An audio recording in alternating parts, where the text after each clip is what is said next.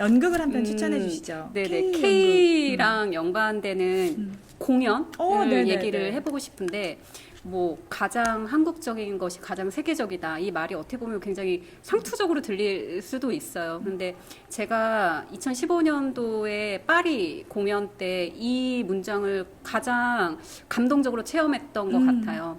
그 파리에 있는 비프디 노르라고 정말 오래된 역사의 그러니까 정말 어떤 공연 역사의 상징적인 공연장이 있습니다. 네네. 거기에 그 안숙선 명창의 판소리 수군가 공연을 했었어요. 네. 실제로 이 공연이 예매 티켓이 오픈되자마자 뭐 거의 빠른 속도로 다 매진이 됐고 현장에 제가 있었는데 그 공연을 제가 마침 현장에서 기획하고 같이 홍보하면서 그 현장에 있을 기회가 있었는데 객석을 보니까 거의 다 프랑스인들이었어요. 오, 네. 한국 사람들은 관계자밖에 없었고 네네. 근데 정말 어떤 이런 것들이 프랑스인들이 타 문화에 대한 어떤 환대일 수도 있겠지만 판소리에 이렇게 관심이 있나? 그러게요. 라는 것이 저는 굉장히 흥미로웠고 일단 근데 왜냐하면 한국 사람들조차도 사실 판소리 하면 어렵게 생각한다거나 나 판소리 듣는 게 취미야 이렇게 말하는 사람 거의 못 봤거든요. 저도 못 봤어요. 왜냐하면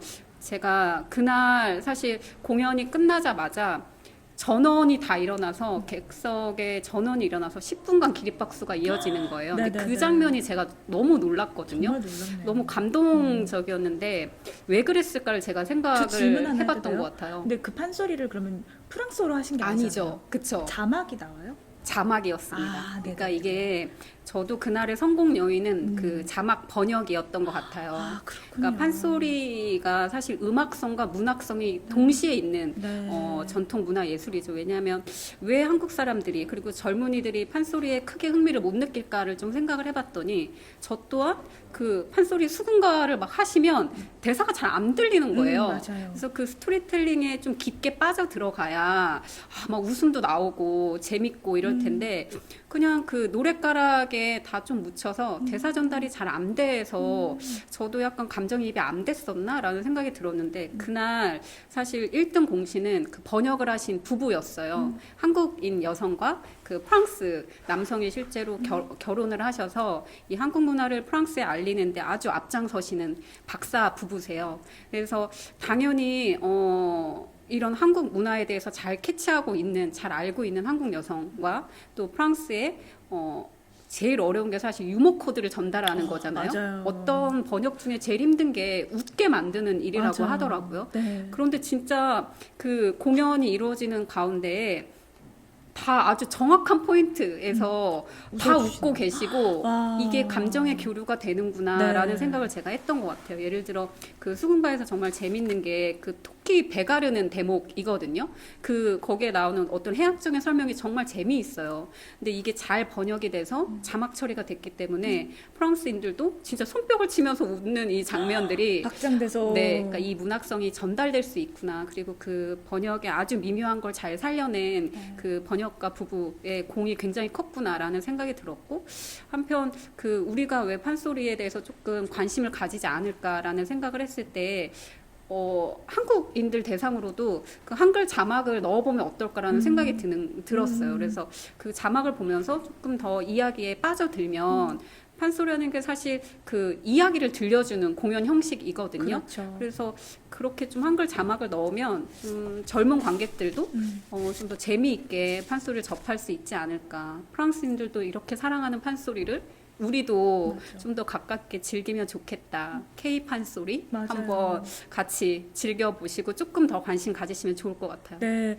지금 얘기를 들어보니까 우리가 요즘 K 콘텐츠가 엄청 열풍이잖아요. 그쵸.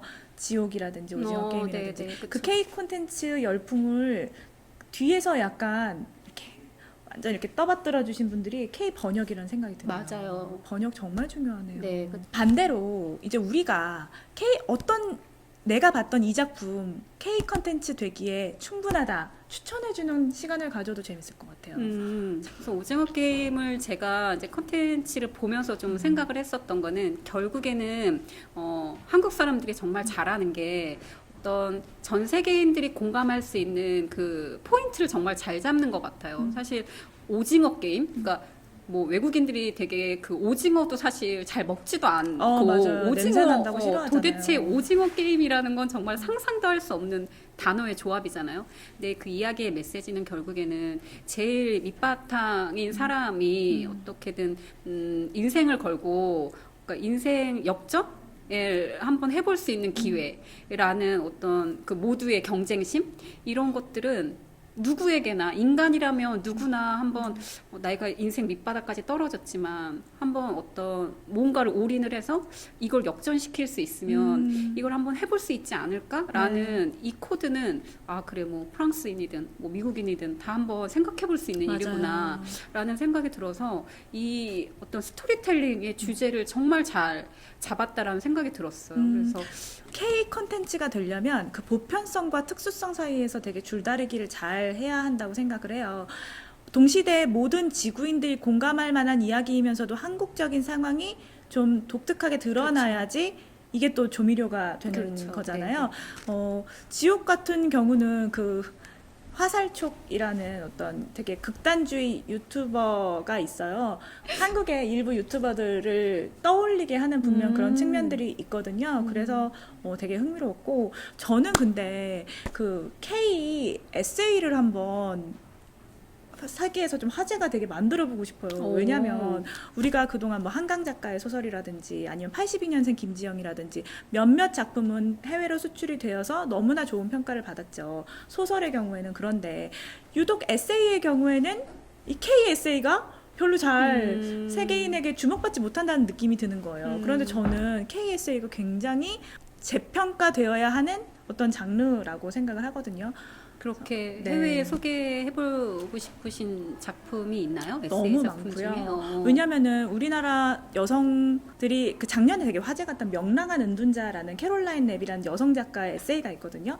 근데 우리나라 작가들도 이만큼 쓰고 더 재밌게 잘 쓰는데 왜 우리나라 에세이는 많이 더 알려지지 않을까 하는 그런 생각이 들었어요. 근데 지금 뭐 이슬아 작가라든지 은유 작가 등등 되게 자신의 장르를 구축하고 있는 에세이 작가분들이 계신데 그분들의 진짜 정말 내밀한 이야기이잖아요. 그런 얘기들이 세계에 알려져서 세계인의 마음까지 좀 사로잡는 장면을 보고 싶다라는 생각이 좀 드네요. 정말 책을 사랑하시는 마음이 네.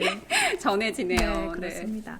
오늘 그래서 K 컨텐츠, 뭐 K에 대해서 얘기를 나눠봤는데 어떠셨나요? 아까 말씀드린 대로 정말 저는 어떻게 보면 이제 기성세대에 속하는데 어리둥절하게 짝이 없지만 너무 재밌고 신나는 세상에 살고 있는 네, 것 같아요. 맞아요. 진짜 그 BTS 공연 얼마 전에 그 코로나 이후에 최대 규모의 콘서트를 실제적으로 열었잖아요. 10만 명?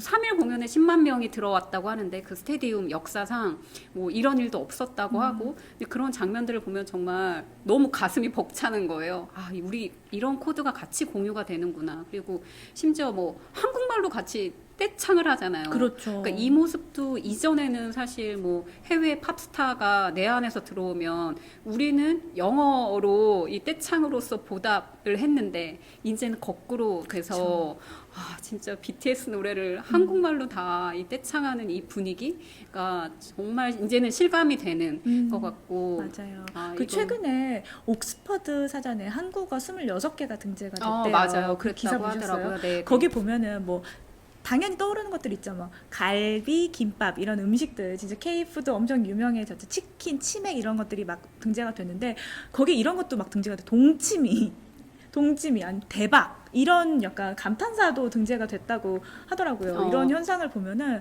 진짜 현실감이 없으면서 뿌듯하기도 하고. 그렇습니다. 그 BTS 얼마 전에 공연 이후에 정말 재미있었던 그 뉴스를 하나 들었는데 치킨 얘기하시니까 네네. BTS 공연 끝나자마자 그 앞에 있는 한국 그 K 레스토랑에 옛날 통닭이라는 메뉴가 나왔는데 그러니까 그러니까 미국에서 만드는 그런 식의 조각난 치킨이 아니라 우리 네. 왜 옛날 통닭하면 아버지가 통째로. 가져오는 통째로 튀기는 그렇죠. 거 있잖아요. 네네네. 그러니까 다들 그 옛날 통닭을 주문을 해서 먹는 지경까지 됐다라는 아, 이런 진짜. 재미있는 뉴스도 들었어요. 네, 그래서 맞아요.